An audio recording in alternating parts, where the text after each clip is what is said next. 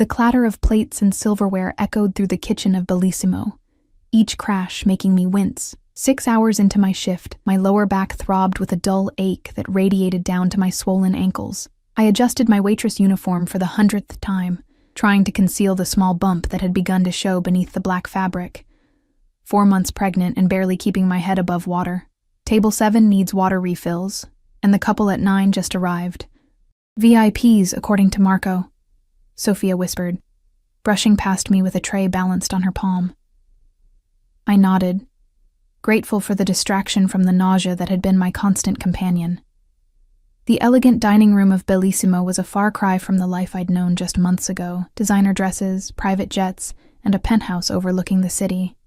Now, I wore sensible shoes that pinched my feet and counted tips at the end of each shift, praying there would be enough for next month's rent. Alessa, are you listening? Table 9. Don't keep them waiting, Marco, the floor manager, hissed. His eyes flickered to my midsection before he turned away, his disapproval evident in the tightness of his shoulders. I smoothed down my apron and grabbed 2 leather-bound menus, pushing through the swinging door into the dining room. The chandeliers cast a warm glow over the white tablecloths and polished silverware. I inhaled deeply, centering myself as I'd learned to do since everything fell apart. Table 9 was positioned in the far corner, partially obscured by a decorative column. The best seat in the house, reserved for those who could afford privacy. I approached with my gaze lowered, the way I'd been instructed when serving important guests. Good evening and welcome to Bellissimo. May I offer you our wine list to start? The rehearsed greeting died on my lips as I looked up. Time seemed to stretch and contract all at once. The air crystallized in my lungs. Sitting there, his broad shoulders draped in a tailored charcoal suit that I remembered selecting with him at his favorite atelier, was Viktor Sokolov, my husband, my ex-husband, the father of the child I carried, the man who had discarded me like yesterday's newspaper when I needed him most, and across from him, draped in a crimson dress that clung to her perfect figure, sat a woman I'd never seen before. Her fingers, adorned with a diamond that caught the light and scattered it like shattered glass, were entwined with his. The same fingers that had once traced patterns on my skin in the dark.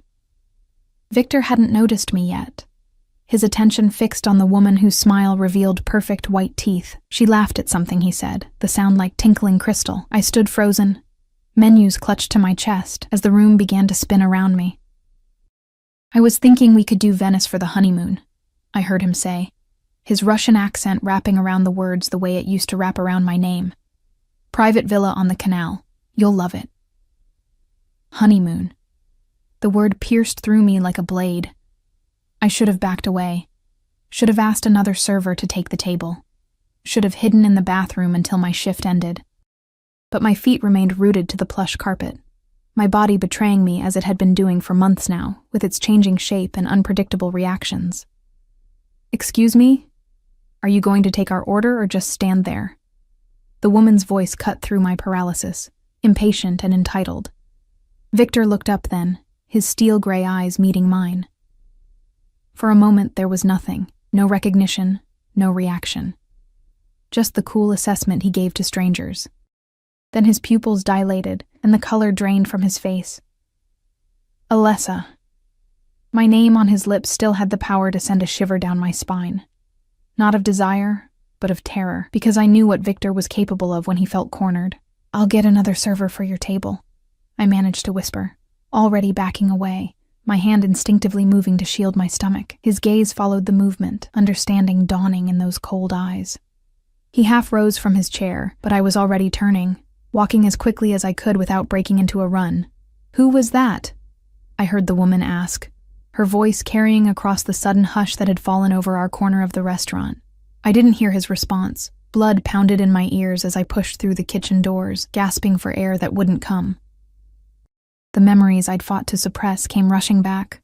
The argument, the accusations, the night I'd fled our home with nothing but the clothes on my back after discovering what kind of man I'd really married.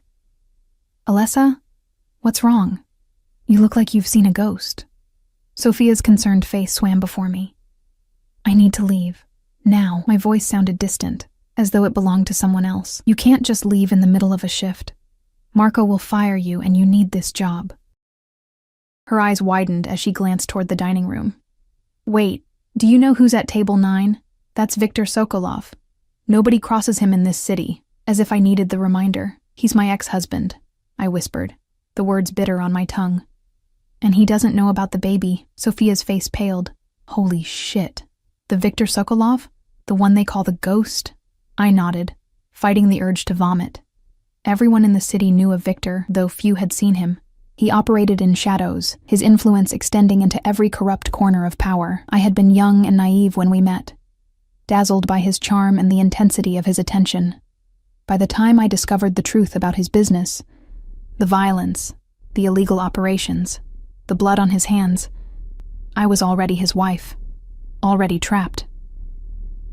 You need to get out of here, Sophia hissed, gripping my arm. If he's here with another woman... His fiancée, I corrected, the word like acid in my mouth. They're planning their honeymoon. A commotion from the dining room made us both freeze. The kitchen door swung open, and Marco appeared, his face contorted with a mixture of fear and anger. Mr. Sokolov wants to see you, Alessa. Now. I can't. Panic clawed at my throat. I need to go home. I'm not feeling well. Marco stepped closer, lowering his voice. Listen to me. That man owns half the judges and police chiefs in this city. If he wants to talk to you, you talk to him. I don't know what's between you two, and I don't want to know. But you don't say no to a man like that. I knew he was right. Running would only delay the inevitable. Viktor had found me. Whether by cruel coincidence or deliberate tracking, it didn't matter. He knew where I worked now, knew I was pregnant. The fragile new life I'd been building was about to shatter. I'll go, I said, my voice steadier than I felt. But not to the table. Tell him I'll meet him in your office. Marco hesitated, then nodded. 5 minutes. And Alessa, whatever he wants, just give it to him. People who cross Viktor Sokolov have a habit of disappearing, as if I needed that reminder either. I made my way to the small office at the back of the restaurant, my legs trembling beneath me. The room was barely larger than a closet, with a desk cluttered with invoices and scheduling sheets. I sank into the chair, trying to calm my racing heart for the baby's sake. The door opened less than a minute later. Viktor filled the frame, his presence consuming the oxygen in the room. He closed the door behind him with a soft click that somehow sounded more threatening than a slam. My Alyosha, he said softly, using the pet name that had once made me melt. Now it made my skin crawl. You've been hiding from me. Don't call me that, I whispered. And I haven't been hiding. I left. There's a difference. He moved closer, and I caught his scent. Expensive cologne with notes of cedar and bergamot, the same cologne I'd given him for his birthday last year, before I knew what he really was, before I found the blood-stained shirt he'd tried to hide from me, before I overheard the phone call about the man who needed to be taken care of. You look different, he observed, his gaze traveling over me, lingering on my stomach. How far along? I swallowed hard. 4 months. Something flickered in his eyes, possession, calculation, fury. With Viktor, it was impossible to tell. His emotions were always carefully controlled, part of what made him so dangerous. Mine? He asked, though it wasn't really a question. Does it matter? I countered, finding a shred of defiance.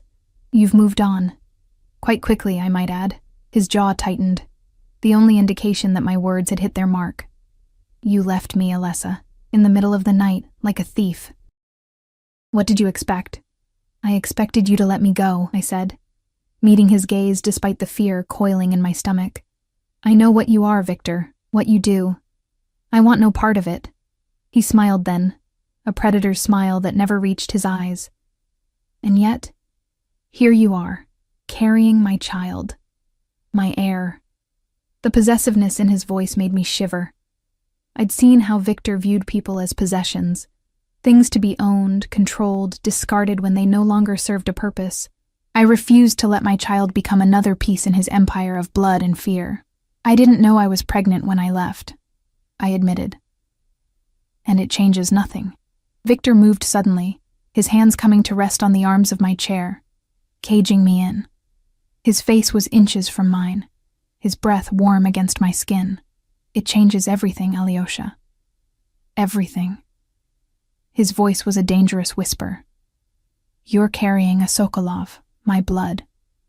Did you think I would allow my child to be raised by a waitress, to grow up in some shabby apartment, never knowing their birthright? I turned my face away, unable to bear his proximity. Better that than knowing their father is a monster.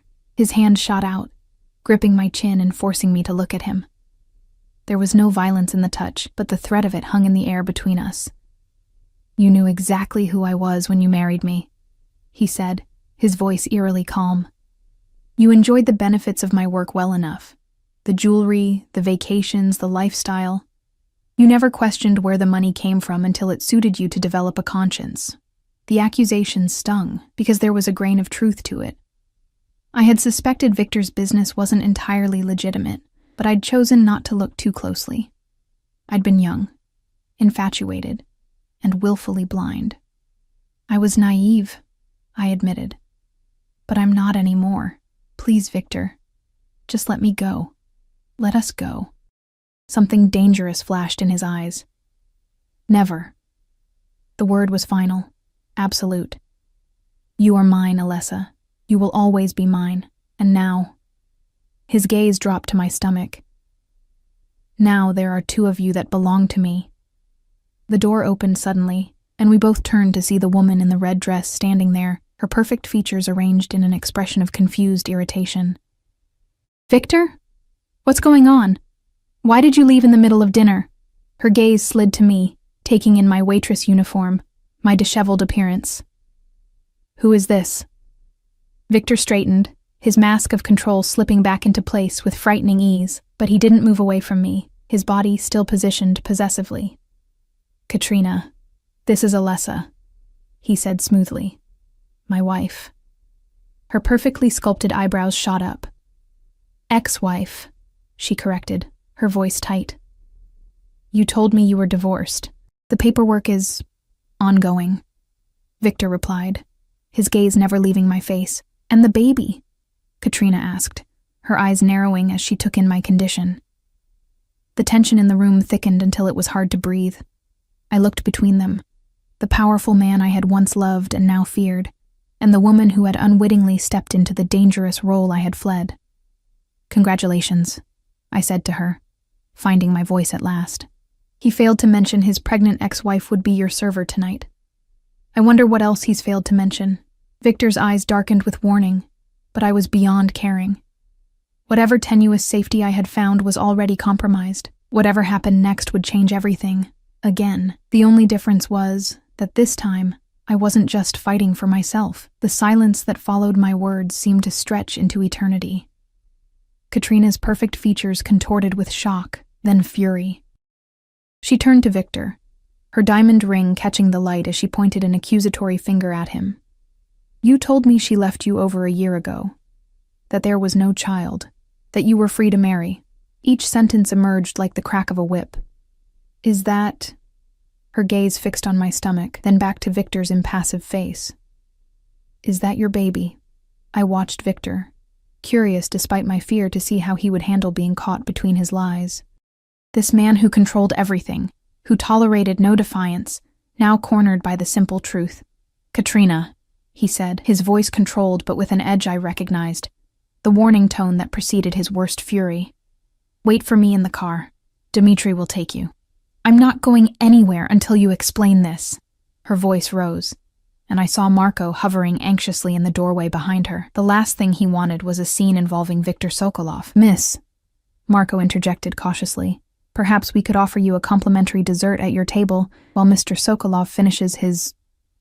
business? The look she gave him could have frozen hell. You think I want dessert? When I just found out my fiancé has a pregnant wife? Ex-wife, I corrected quietly, though it felt hollow even to my ears. The papers Victor had mentioned were a fiction. I had fled, but I had never filed for divorce, too afraid that any legal proceeding would lead him straight to me. Victor moved with the fluid grace that had always reminded me of a predator. In 2 strides, He was beside Katrina, his hand at the small of her back, possessive, controlling, but appearing merely solicitous to anyone watching. "We will discuss this at home," he murmured. But even from across the room I could hear the steel beneath the velvet. This is not the place. For a moment, I thought she would resist.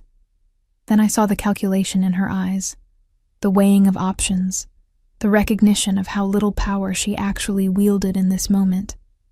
It was a look I knew intimately. "Fine," she said, her voice brittle. "But this conversation isn't over." As Victor guided her toward the door, he glanced back at me over his shoulder. "Don't move," he ordered, quiet enough that only I could hear. "I'll be right back." The threat was implicit. I knew Victor's men would be watching the exits now, knew that running would only postpone the inevitable, but every instinct screamed at me to flee.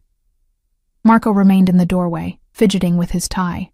"Alessa, I don't know what's happening, but I think you should go home. Take the rest of the night off." I shook my head, rising from the chair on unsteady legs. "He'll just follow me there. I need to think."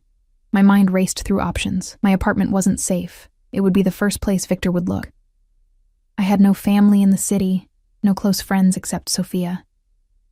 My savings were minimal, barely enough for next month's rent, let alone starting over somewhere new. "There's a back exit through the wine cellar," Marco said, lowering his voice. "My cousin has a cabin upstate. You could stay there for a few days, figure things out." I stared at him, surprised by the offer of help. "Why would you do that for me?" He shifted uncomfortably. "I had a sister once. Her husband was like him, powerful, connected, dangerous. She tried to leave." His eyes darkened with old pain. "She didn't make it." A chill ran down my spine. I had known what Victor was capable of, but had always believed his promise that he would never hurt me. Now, with the baby, with the evidence of his lies to Katrina, I wasn't sure of anything. "Thank you," I whispered. Marco nodded. "Go to the kitchen. Ask for Paolo. Tell him I said to show you the Barolo collection. He'll understand." He hesitated, then added, "And Alessa, don't ever come back here, for your sake, and for the baby's." I gathered my purse from my locker, my movements mechanical as shock began to settle into my system. The kitchen was a blur of activity, the staff avoiding my gaze. News traveled fast, and no one wanted to be seen associating with the woman who had angered Viktor Sokolov. I found Paolo, a heavy-set man with kind eyes, chopping vegetables near the back of the kitchen. When I relayed Marco's message, his expression grew grave. "Follow me," he said, wiping his hands on his apron.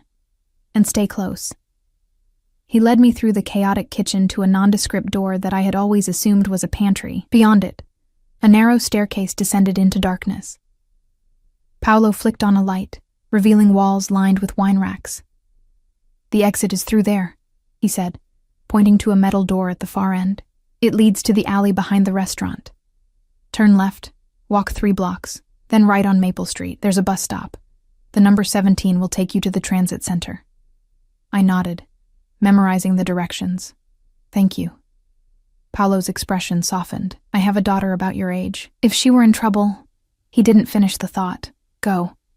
Now." I hurried through the cellar, the chill of the underground space raising goosebumps on my arms. My hands trembled as I pushed open the heavy metal door, bracing myself for the possibility of finding one of Victor's men waiting. The alley was empty, dimly lit by a single flickering lamp. Rain had begun to fall, a fine mist that beaded on my hair and soaked quickly through my thin uniform.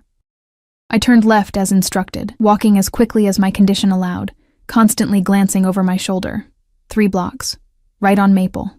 Bus stop. The directions played on loop in my head, a lifeline to cling to in the midst of panic. My phone buzzed in my pocket. Once, twice, 3 times. I ignored it, knowing it could only be Victor.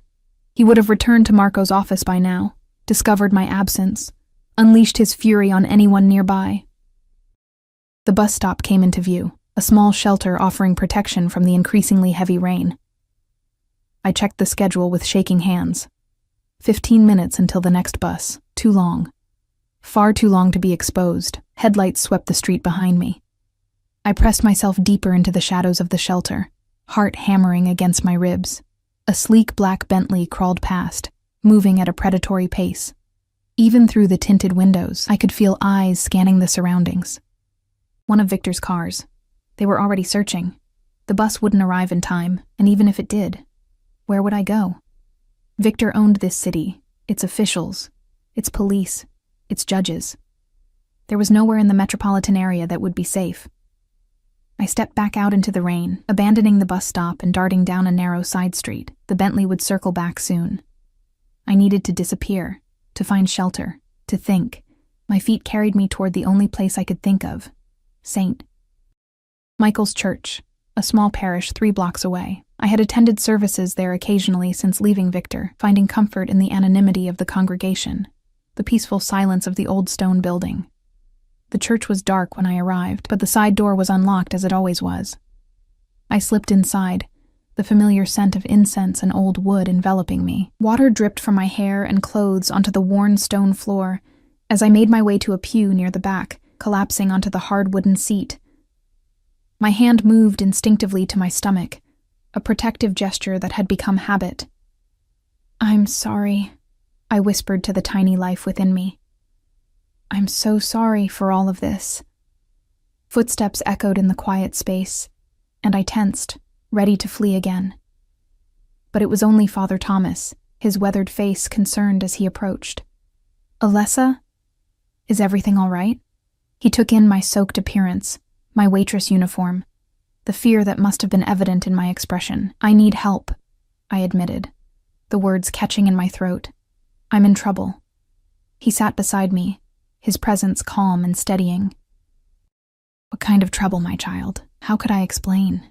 That I had married a monster, that I was carrying his child, that he would never let me go, never allow his heir to be raised away from his influence and control. "My husband," I began, then corrected myself. "My ex-husband. He found me tonight. He's not a good man, Father. He's dangerous. And now he knows about the baby." My hand tightened protectively over my abdomen.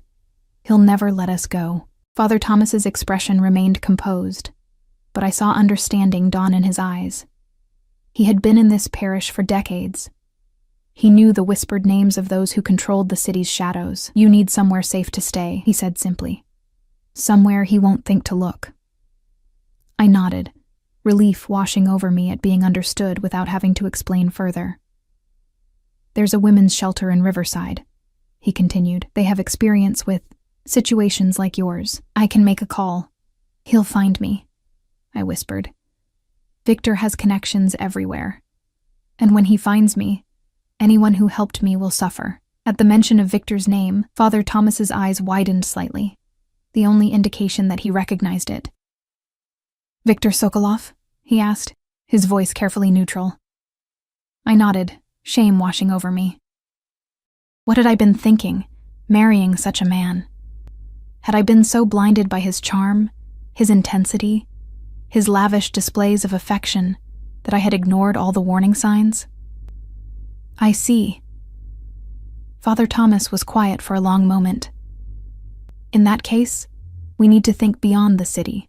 I have a sister in Montana. She runs a ranch, very isolated. No one would think to look for you there. Montana, thousands of miles away.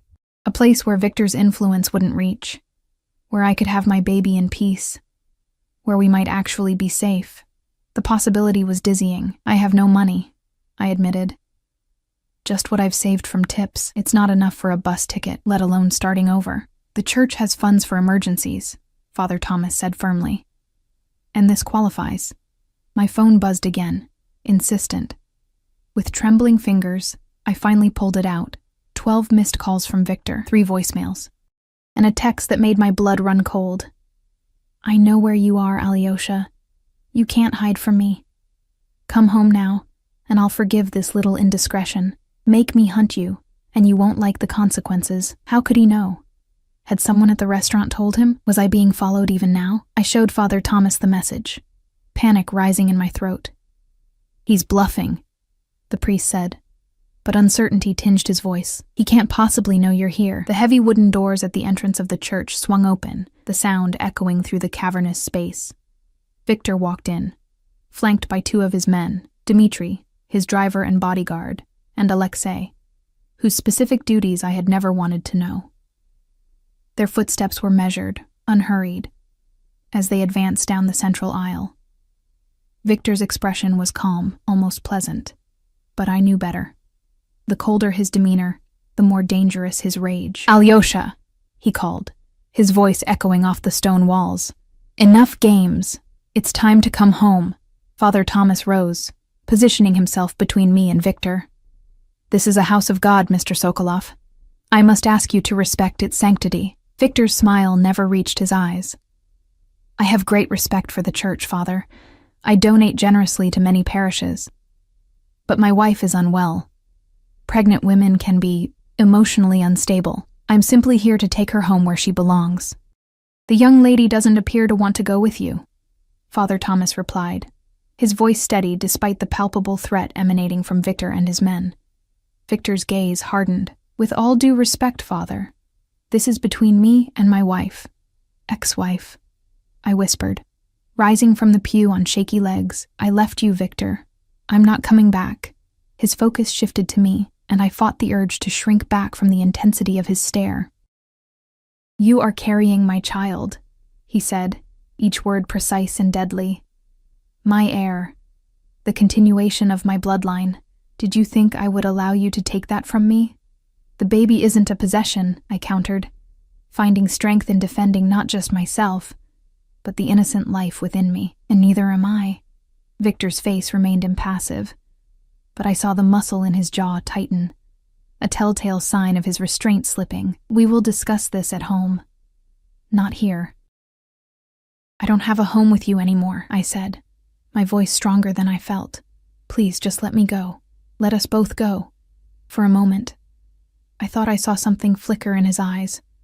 Not warmth exactly, but perhaps a shadow of the man I had once believed him to be. Then it was gone, replaced by cold determination. "Dmitri," he said, not taking his eyes off me, "escort my wife to the car." The burly man moved forward, and Father Thomas stepped more firmly into his path. "I cannot allow you to force this young woman to go anywhere against her will." Victor sighed, as though dealing with a particularly stubborn child. "Father, I admire your commitment to your flock, but you're interfering in matters you don't understand." "I understand enough," the priest replied. "I understand that Alessa fears for her safety and the safety of her child. As a man of faith, I cannot in good conscience." Victor raised a hand, cutting him off. "Your conscience is not my concern. My family is. Alessa and my unborn child are coming home with me tonight." He turned to me, his tone softening just slightly. "Alyosha, don't make this more difficult than it needs to be. Think of the baby. Think of the stress you're causing yourself. It can't be good for our child." The manipulation was so transparent, yet still effective. I did worry about the baby, about the adrenaline coursing through my system, the fear and stress that had become my constant companions. "If you truly care about this baby," I said, meeting his gaze, "you'll let me go somewhere peaceful to carry it to term, away from all of this." I gestured vaguely, encompassing not just the current standoff, but the entirety of Victor's world. The violence, the danger, the constant fear. "Peaceful?" Victor's laugh was humorless. "You think you'd find peace running from me? I would search for you until my dying breath, Alessa. There is nowhere on this earth you could hide that I wouldn't eventually find you." His voice dropped, becoming almost tender. "Save us both the pain. Come home." "It's not home anymore," I whispered, tears finally spilling onto my cheeks. "It's a prison." Something dangerous flashed in Victor's eyes. He turned to Father Thomas, his voice deceptively calm. "Father, I've respected the sanctity of your church thus far, but my patience is wearing thin. I will be leaving with my wife and unborn child tonight. The only question is whether you'll be leaving with your dignity intact." The priest paled but stood his ground. "Are you threatening me, Mr. Sokolov?" Victor smiled, a predator's smile. "I don't make threats, Father. I make promises." The tension in the church was suffocating. I looked at Father Thomas, at the two men flanking Victor, at the exits that were now blocked. There was no escape. Not tonight. "It's okay," I said to Father Thomas, my voice resigned. I'll go. Alessa, you don't have to. Yes, I interrupted, I do. I turned to Victor, summoning what little courage I had left. I'll come with you tonight. But this isn't over. I won't live in fear, not for me, and not for our child. Victor's expression softened minutely, satisfaction evident in the slight upward curve of his lips. Of course not, Alyosha. Once we're home, we'll sort everything out. I knew better than to believe him. The moment we were alone, the facade of civility would drop. But I also knew there was no winning this battle. Not here, not now. Not with Victor's men present, and Father Thomas's safety at risk. As Victor extended his hand to me, I felt the walls of my cage reforming around me, invisible, but no less confining. I had escaped once. I would have to find a way to do it again. But next time, I would need to be smarter, more prepared. Next time, I would need to disappear so completely that even Viktor Sokolov, with all his resources and determination, couldn't find me. For now, though, I placed my hand in his, suppressing a shudder at the familiar touch. His fingers closed around mine, firm and possessive. Say goodbye to the good father, Victor instructed, his tone making it clear it was not a suggestion. I looked back at Father Thomas, whose face was etched with concern and helplessness. Thank you, I said simply. For everything. As Victor led me down the aisle toward the doors, toward the waiting Bentley, toward the gilded cage that awaited me, I felt his thumb stroke the inside of my wrist. A gesture that had once made my heart race with desire, now made it race with dread. You and I have much to discuss, Alyosha, he murmured, his lips close to my ear, starting with why you thought you could ever leave me. The church doors closed behind us, and with them, my brief taste of freedom. The Bentley's interior was exactly as I remembered. Butter-soft leather seats, the subtle glow of ambient lighting, the faint scent of Victor's cologne lingering in the enclosed space. Dmitri held the door for us, his face an expressionless mask as I slid across the seat. Victor followed, sitting closer than necessary, his thigh pressed against mine in a deliberate show of possession. Home, Dmitri, he instructed, the partition rising silently between us and the driver. I stared straight ahead, my hands clasped tightly in my lap to hide their trembling. My wedding ring was long gone, pawned months ago to pay for my first month's rent on the tiny apartment that had been my refuge. The pale band of skin where it had once sat had finally faded, erasing that physical reminder of my time as Mrs. Sokolov.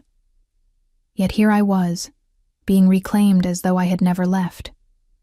You look tired, Victor observed, his voice deceptively gentle. Have you been taking care of yourself, of our child? As best I can on a waitress's salary, I replied, unable to keep the bitterness from my voice. He made a disapproving sound. This stubbornness has gone on long enough, Alessa. Look at you. Exhausted, working on your feet all day while carrying my child. This is beneath you, beneath us. There is no us anymore, I said quietly, still not looking at him, and I'd rather work honest hours than live off blood money. His hand shot out, gripping my chin and forcing me to face him. There was no violence in the touch, but the threat of it hung in the air between us. You know nothing about my business. I know enough, I countered, meeting his gaze despite the fear coursing through me. I know about the shipment that came in the night before I left. I know about the man who disappeared after refusing to pay his debts to you. I know what you are, Victor. His eyes narrowed, but he didn't deny any of it. And yet you had no problem enjoying the benefits of my work. The penthouse, the jewelry, the clothes. You never questioned where they came from until it suited you. The accusation stung because there was truth to it. I had suspected Victor's business wasn't entirely legitimate, but I'd chosen not to look too closely. I'd been young, dazzled by his attention, his generosity, the intensity of his devotion. By the time I realized the full extent of his operations, I was already trapped in his web. I was naive, I admitted, but I'm not anymore. He released my chin, his fingers trailing along my jaw in a gesture that was almost tender. My Alyosha, always so principled, his hand moved lower, coming to rest on my stomach, and now carrying the next generation of Sokolov. I flinched away from his touch, pressing myself against the car door. Don't. Something dangerous flashed in his eyes. But he withdrew his hand. You're upset. Understandable after our unexpected reunion tonight. We'll talk more when you've had time to rest. The city lights blurred outside the window as the Bentley glided through the rain-slicked streets. I recognized the route. We were heading toward Victor's penthouse in the exclusive riverfront district. The place I had once called home before I discovered the truth about the man I had married. I'm not staying with you, I said, trying to keep my voice steady. I have my own place now. Victor's laugh was cold, devoid of humor. That pitiful apartment in the East End. I've seen it, Alessa. Peeling paint, unreliable heat, neighbors who play music until 3 a.m. That's no place for my wife. No place for my child. A chill ran through me. He'd known where I lived. All this time. He'd known. You've been watching me. Of course I have. He said it as though it were the most natural thing in the world. You are mine. Did you think I would simply let you go? I'm not a possession, Victor. No, he agreed, his voice softening. You're much more valuable than any possession. You're the mother of my child, the woman who will carry on my legacy.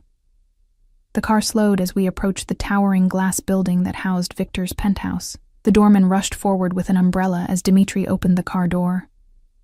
I remained seated, a final, futile resistance. Alessa!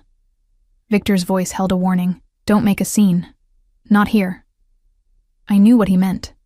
In public, the Sokolovs were a respectable family. Any discord was to remain strictly behind closed doors. Victor's reputation depended on it.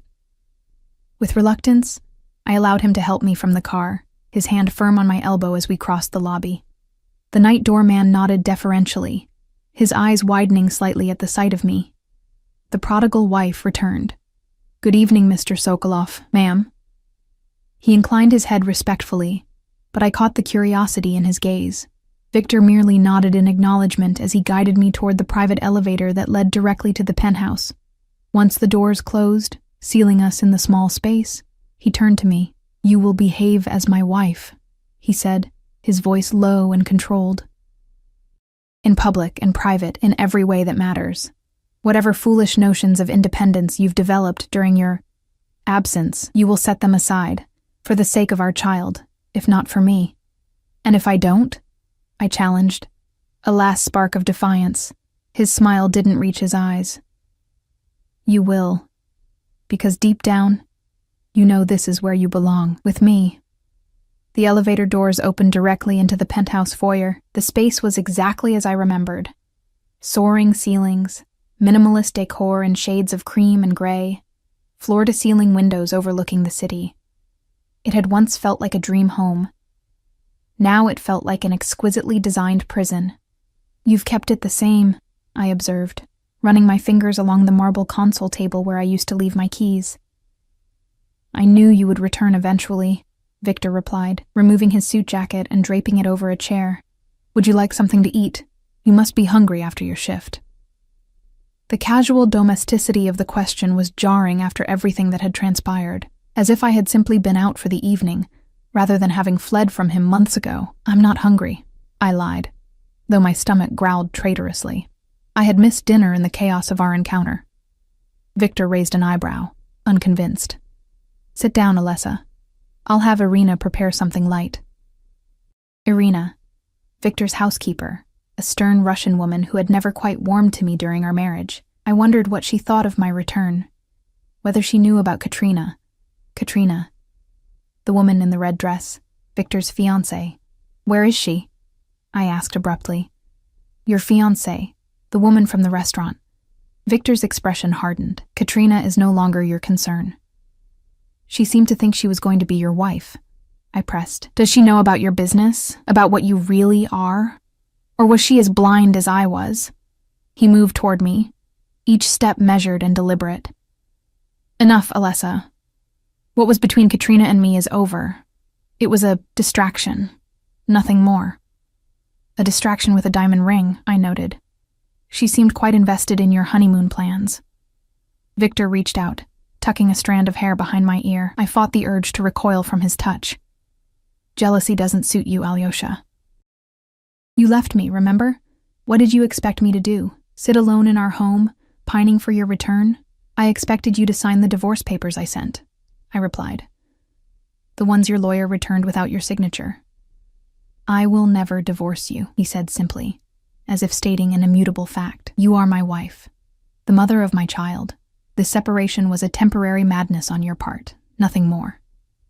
The casual dismissal of my agency, my choices, ignited a fresh wave of anger. It wasn't madness, Victor. It was self-preservation. I left because I was afraid of what would happen when I discovered the truth about you, about what you do. He studied me for a long moment, his expression unreadable. And what is it you think you know, Alessa?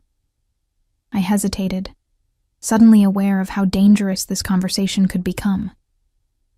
What if I knew more than he thought? What if revealing the extent of my knowledge made me a liability? Enough, I said finally. I know enough. Victor nodded slowly, as if confirming something to himself. We'll discuss this tomorrow. Tonight, you need rest. He gestured toward the hallway that led to the master bedroom. Your things are still there. I kept everything exactly as you left it.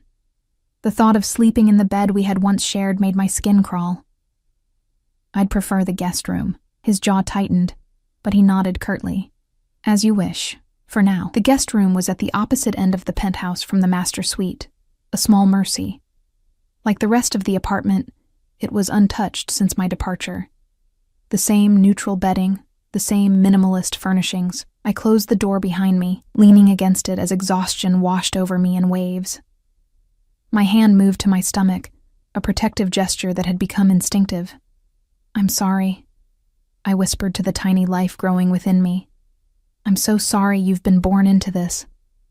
A soft knock at the door made me jump.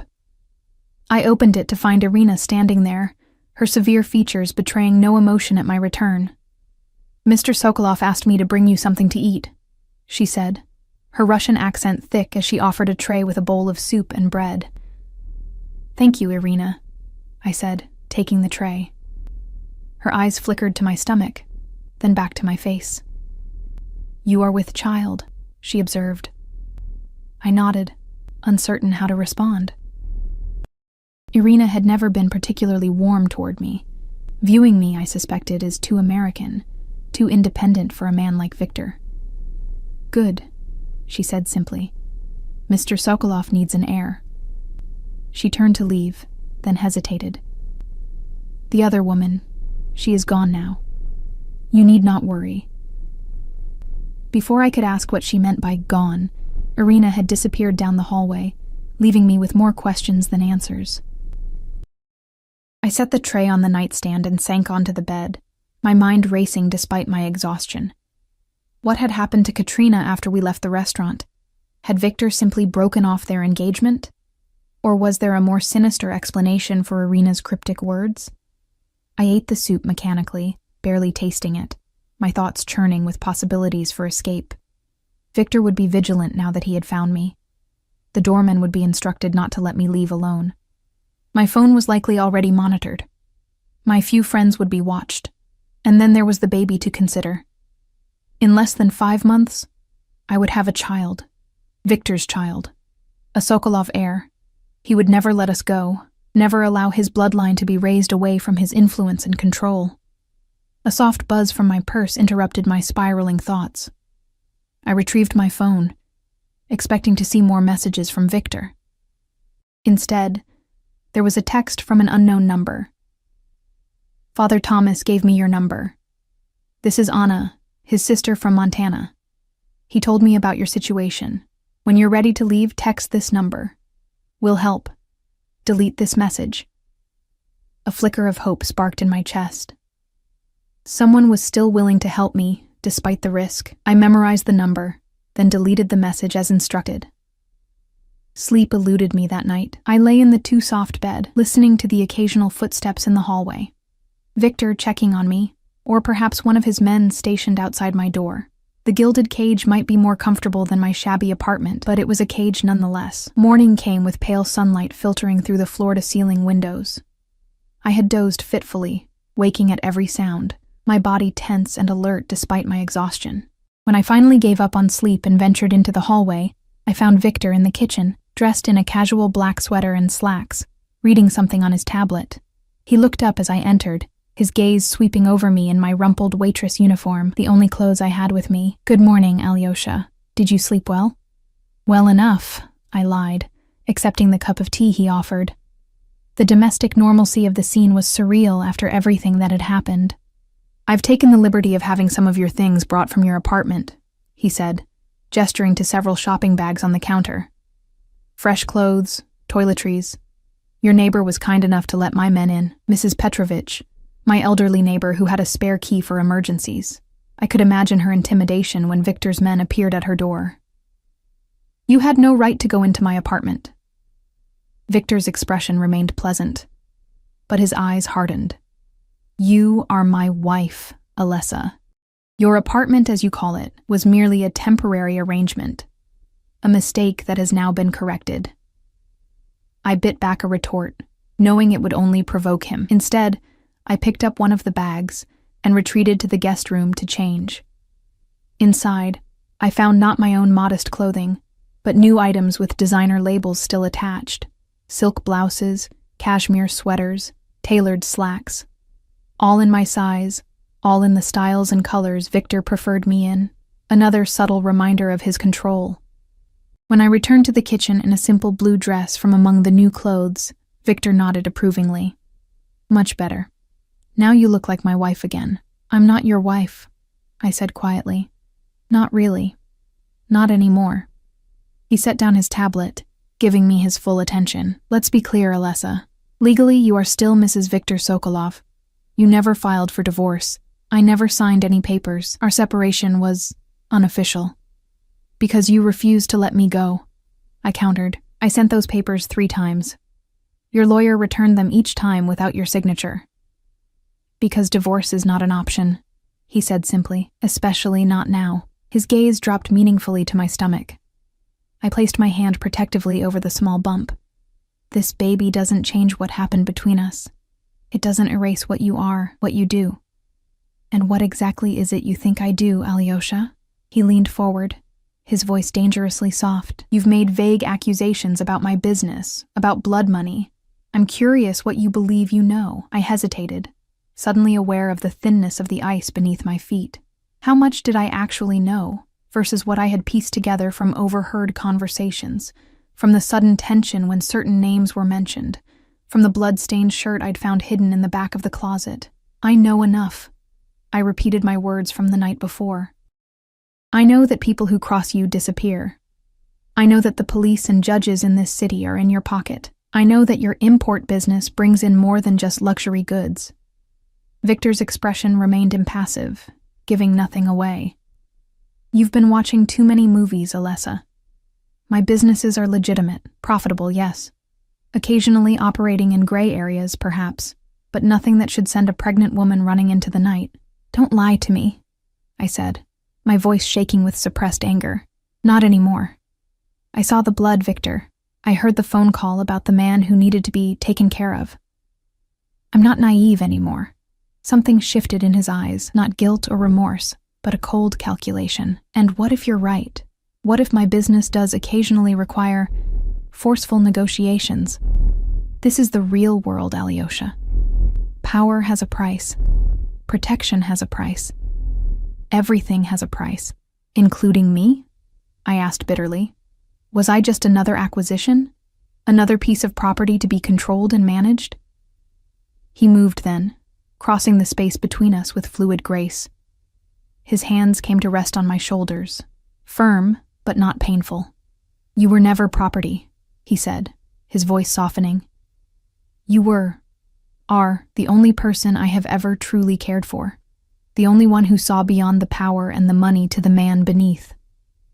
I wanted to believe him.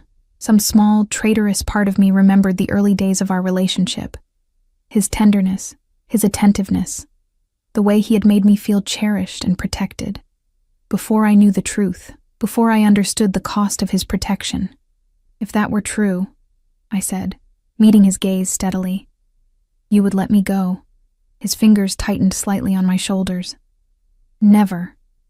The word was soft but absolute. Especially not now, not with my child growing inside you. I pulled away from his touch, needing distance. What happened to Katrina? The abrupt change of subject seemed to catch him off guard. What? Katrina, your fiancée. Irina said she's gone now. What did you do to her? Victor's laugh was genuine, if cold. You think I had her killed? For what purpose? She was a distraction, nothing more, a way to pass the time while I searched for you. Then where is she? On a plane to Paris, most likely, he replied with a dismissive wave. With a generous severance package and instructions never to contact me again.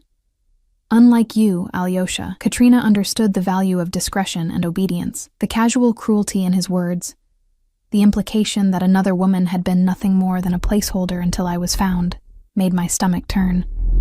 What kind of man treated people as such disposable commodities? And now what? I asked, wrapping my arms around myself. You expect us to play happy family? To pretend the last few months never happened? That I don't know what you are? Victor regarded me thoughtfully. What I expect is for you to accept reality, Alessa. You are my wife. You are carrying my child. Your place is here, with me. The rest, we can work through with time. And if I refuse?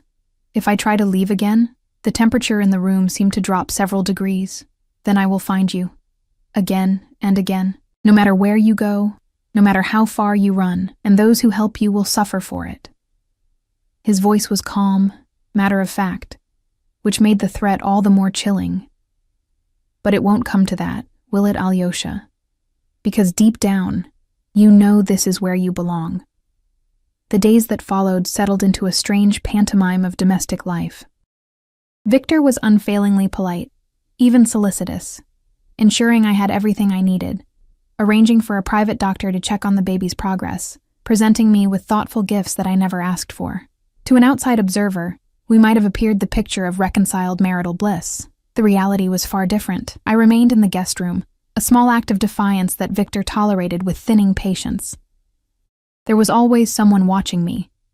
If not Victor himself, then Dmitri stationed in the lobby, or Alexei following at a discreet distance. When I was permitted short, supervised walks in the park across the street, my phone had been replaced with a new one that I was certain was monitored. The penthouse doors required a keycard to operate the elevator, which I was not given. A gilded cage, but a cage nonetheless.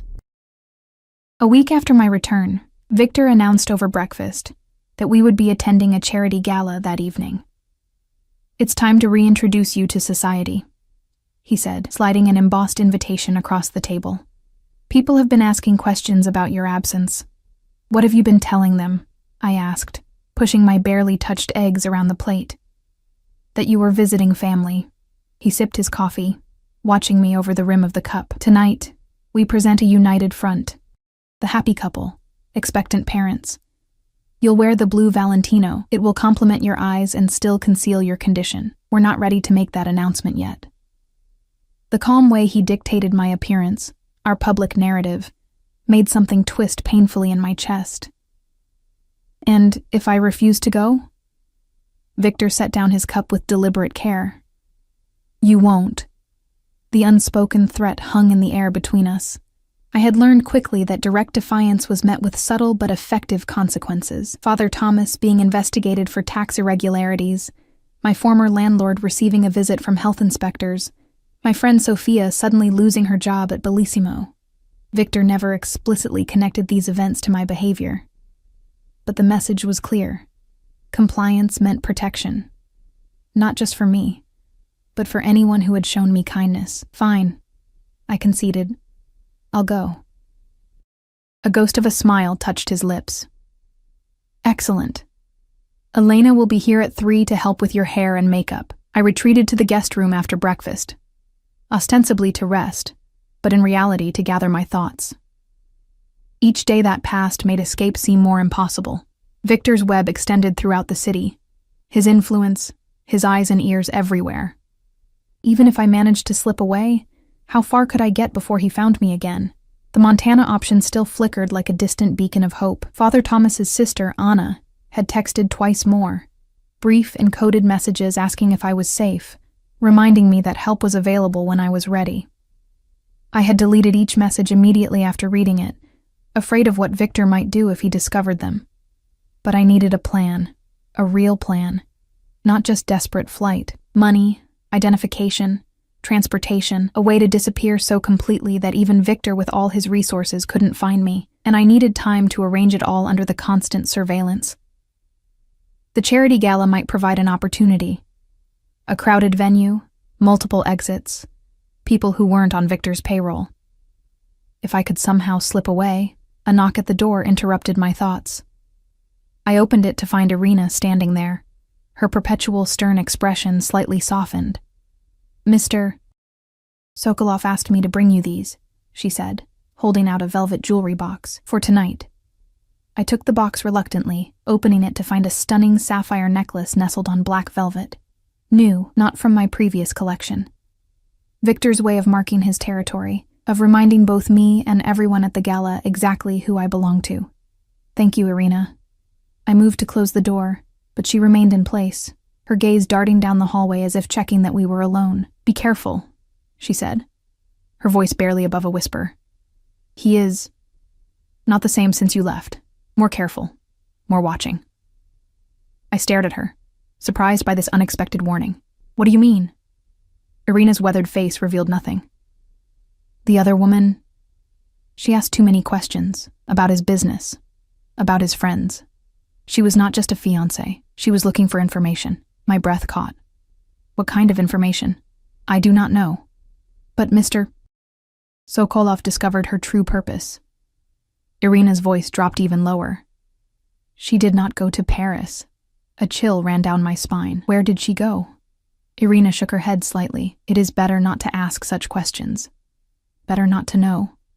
She straightened, resuming her professional demeanor. "Elena will be here at 3. I will prepare your dress." She turned and walked away, leaving me frozen in the doorway, the velvet box clutched in my suddenly cold hands. Katrina hadn't been sent away with a generous settlement. She had asked questions. She had been looking for information. And she had disappeared. I closed the door and sank onto the bed, my heart racing. Was Katrina an undercover police officer? A journalist? A spy for a rival organization? Whatever her true identity, it seemed she had gotten too close to something Victor wanted to keep hidden. And now she was gone. Would the same fate await me if I tried to leave again? Or worse, would it befall those who tried to help me, Father Thomas, his sister Anna, anyone connected to my escape? The realization settled over me like a shroud. I couldn't run. Not yet. Not without understanding exactly what I was dealing with, what secrets Victor was protecting. Not without ensuring that my escape wouldn't endanger others. For now, I would play the part of the reconciled wife. I would wear the blue Valentino and the sapphire necklace. I would smile at Victor's associates and laugh at their jokes. And all the while, I would watch and listen and wait for an opportunity. Elena arrived precisely at 3, a petite woman with nimble fingers and a talent for discretion. She styled my hair in an elegant updo, applied makeup that enhanced my features while drawing attention away from the shadows under my eyes, and helped me into the Valentino gown that Victor had selected, a deep, midnight blue that flowed gracefully over my small baby bump. "You look beautiful, Mrs. Sokolov," she said, stepping back to admire her work. I barely recognized the woman in the mirror, poised, elegant, every inch the mafioso's wife. The sapphire necklace gleamed at my throat, heavy and cold against my skin. "Thank you, Elena," I replied automatically. Victor appeared in the doorway, resplendent in a black tuxedo, his silver cufflinks catching the light. His gaze traveled over me, a small smile of satisfaction curving his lips. "Perfect," he said softly. "Every man at the gala will envy me tonight." "Is that all that matters to you?" I asked, keeping my voice low so Elena wouldn't overhear as she packed up her supplies. "How others see us, the perfect couple, the perfect life?" Victor moved closer, adjusting the necklace slightly so the largest sapphire rested in the hollow of my throat. "Perception is reality, Alyosha. How the world sees us shapes how they treat us. Never forget that." His fingers lingered on my skin, a possessive touch that made me suppress a shiver. "Our car will be waiting downstairs in 20 minutes. Don't be late." He left, and I let out the breath I hadn't realized I was holding. Elena gave me a sympathetic glance as she closed her makeup case. "Is there anything else you need, Mrs. Sokolov?" I hesitated, then made a split-second decision. "Actually, Elena, do you have a safety pin? This strap feels a bit loose." "Of course." She dug through her case and produced a small safety pin, which I took gratefully. "Thank you for everything." Once she was gone, I quickly hid the safety pin in a small hidden pocket of the Valentino. It wasn't much of a weapon, but it was something. A tiny tool that might prove useful if an opportunity for escape presented itself. The charity gala was held at the Grand Meridian Hotel, a historic building in the heart of downtown. As our Bentley pulled up to the red carpet, photographers surged forward. Viktor Sokolov made rare public appearances, and his return with his formerly absent wife was evidently newsworthy. Victor's hand settled at the small of my back as we exited the car, guiding me possessively through the gauntlet of flashing cameras. "Smile, Alyosha," he murmured close to my ear. "Remember, perception is reality." I fixed a practiced smile on my face, allowing him to lead me into the opulent ballroom. Crystal chandeliers cast a warm glow over the sea of designer gowns and tuxedos. A string quartet played softly in one corner. Waiters circulated with champagne flutes and canapes. "Victor, we were beginning to think you'd become a hermit." A portly man with a florid face approached, champagne sloshing dangerously in his glass. "And the lovely Mrs. Sokolov, back from her mysterious travels. You've been sorely missed at our gatherings, my dear." "Thank you, Judge Harrison," I replied, the name coming back to me from previous events, one of the many city officials in Victor's pocket. "It's good to be home. You must tell me all about your trip." "Victor has been so secretive about where you've been hiding away." The judge's gaze was a bit too interested, his smile not quite reaching his eyes. "Family matters," Victor interjected smoothly, "very private. You understand, I'm sure." The judge nodded, taking the hint. Of course. Well, you're just in time for the auction. Some remarkable pieces this year." As he moved away, Victor's grip on my waist tightened imperceptibly. "Well done," he murmured. "Keep it vague." "Anyone who asks, you've been visiting your ailing mother." "My mother is dead," I reminded him flatly. "Has been for 10 years. They don't know that." His smile remained in place for the benefit of onlookers. "Now, we need to make the rounds. The mayor is here, and the police commissioner. Both are expecting acknowledgement." For the next hour, Victor guided me through the crowd like a prize show dog, accepting congratulations on my return, deflecting questions about my absence, introducing me to people whose names I instantly forgot. I smiled until my cheeks ached, laughed at jokes that weren't funny, pretended not to notice the calculating look some of the women gave me, the ones who had likely consoled Victor during my travels. Through it all, I searched for potential escape routes. The main entrance was too public, too obvious. There was a service door near the kitchens, but it would likely be busy with staff. Fire exits would trigger alarms. And even if I made it out of the building, where would I go? How far could I get in an evening gown and 4-inch heels before Victor's men found me? "Mrs. Sokolov?" A voice at my elbow startled me from my planning. "I don't believe we've met." Detective Claire Donovan. I turned to find a woman in a simple black dress extending her hand. Mid-30s, with intelligent eyes and a firm handshake. Not the usual type to be found at Victor's social circles.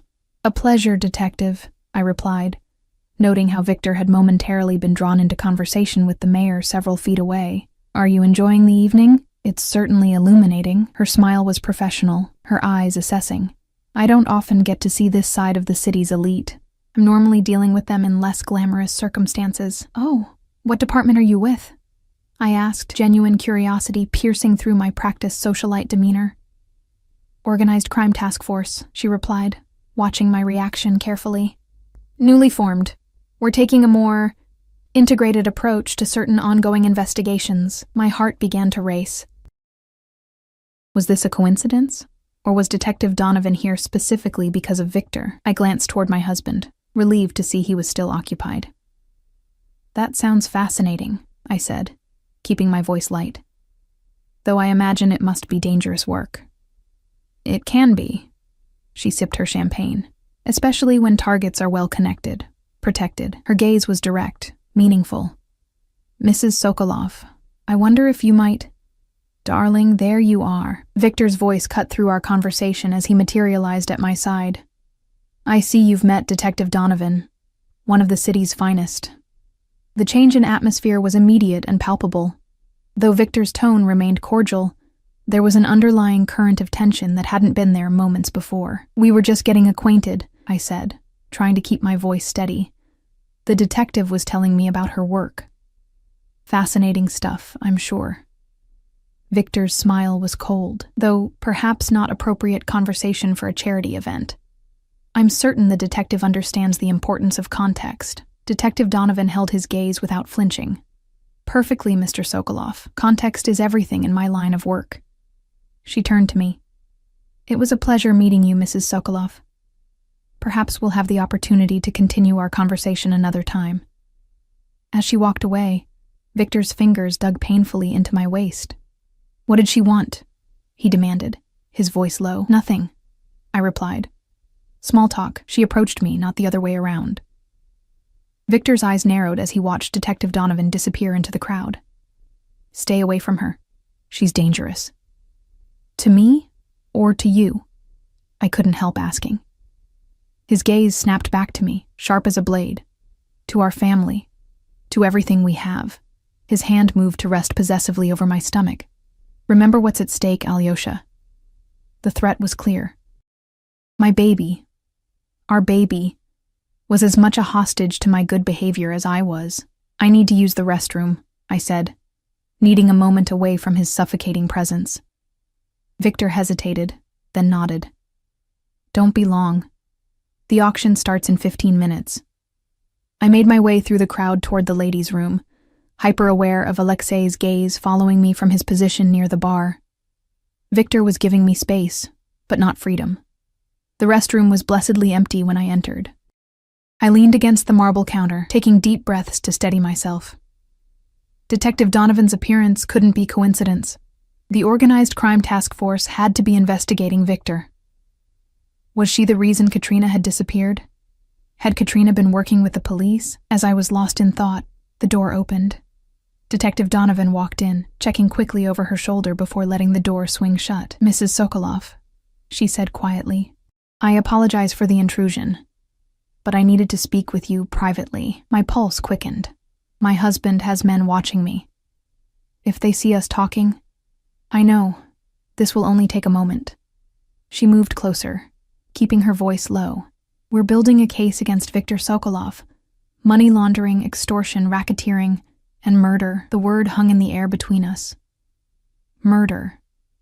The confirmation of my worst fears about the man I had married. Why are you telling me this? I whispered. Because we believe you're in danger. Her gaze was direct, unflinching. The woman your husband was seeing during your absence. Katrina Reynolds. She's missing. She went to Paris, I said automatically, repeating Victor's lie. Detective Donovan shook her head. No, she didn't. Katrina Reynolds was an informant. She was feeding us information about your husband's operations. And then 3 days ago, she disappeared.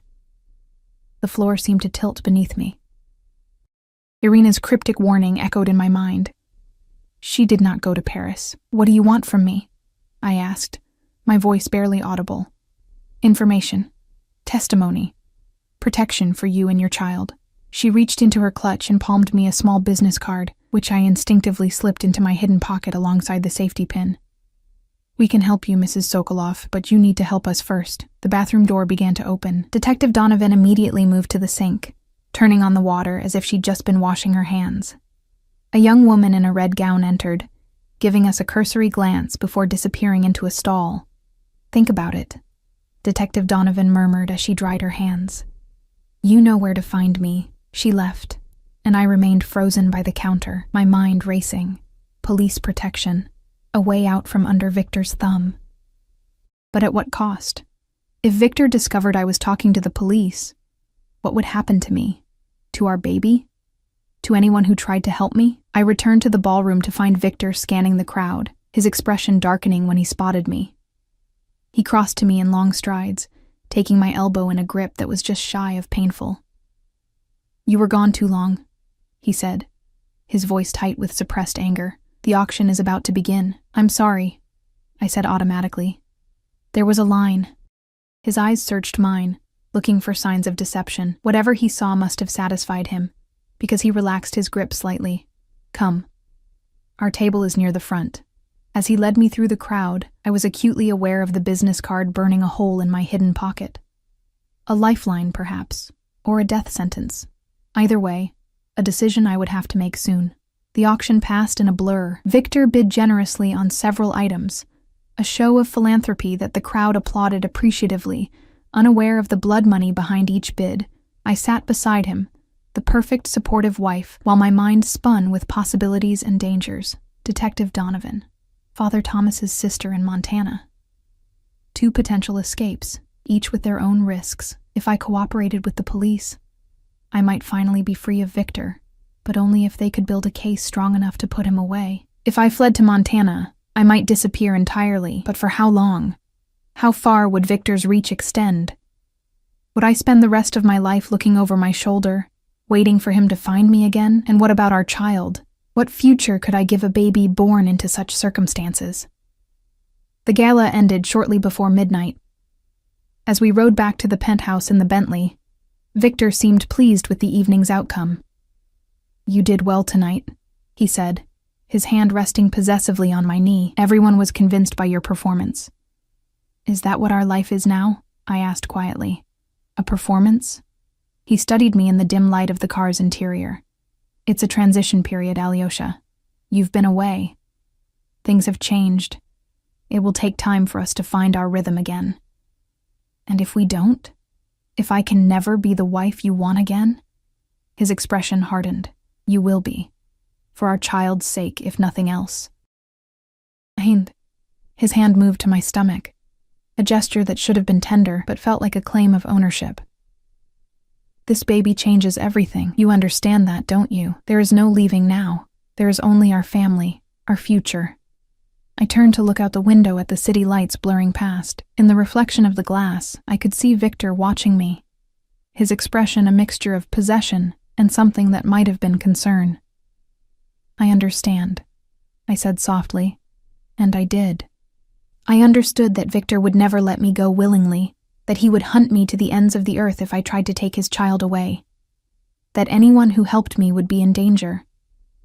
I understood that Detective Donovan was offering a way out, but at a terrible risk, that testifying against Victor would mean entering witness protection, living a life of constant vigilance, of looking over my shoulder for the rest of my days. I understood that I had decisions to make, impossible choices with life-altering consequences, for myself, for my baby, for anyone caught in the crossfire of my fight for freedom. As the Bentley pulled up to our building, Victor helped me out of the car with the same possessive courtesy he had shown all evening. His hand at the small of my back guided me through the lobby, into the private elevator, up to the penthouse that was both sanctuary and prison. "Get some rest," he said as we entered the foyer. "You look tired." I nodded, already moving toward the guest room, eager to be alone with my thoughts. "Alessa." His voice stopped me. I turned to find him watching me with an intensity that made my breath catch. "The guest room arrangement has gone on long enough. Tomorrow, you move back to our bedroom. Your place is with me." It wasn't a request. It was a command, wrapped in the trappings of concern. "Victor, this isn't negotiable." He cut me off. "You are my wife, the mother of my child. It's time you remembered that in every way." I said nothing, unable to trust my voice. I simply nodded and continued to the guest room, closing the door behind me with shaking hands. Once alone, I retrieved Detective Donovan's card from my pocket, staring at the embossed letters and the phone number. In my other hand, I held my phone, the one Victor had given me, the one he almost certainly monitored. I couldn't call from this phone, couldn't risk any contact that might alert Victor, but I needed to make a decision, and soon. The walls were closing in, my options narrowing with each passing day. As I stood there, torn between impossible choices, my baby kicked for the first time. A flutter of movement so slight I might have imagined it, but I knew it was real. Knew it was my child making its presence known, reminding me that whatever decision I made would affect not just my life, but this innocent life I carried. "I promise," I whispered, my hand cradling my small bump. "I promise I'll keep you safe, whatever it takes." The promise hung in the quiet room. A vow I wasn't sure how to keep, but one I would die trying to fulfill. Somehow I would find a way out of Victor's web. For myself, for my baby, for the future we both deserved. I slipped Detective Donovan's card into the lining of my jewelry box, the one place Victor might not think to look, and began to plan my next move. The game had changed, the stakes raised. But I was no longer the naive young woman who had fallen for Victor's charm and power. I was a mother fighting for her child's future, and I would not lose.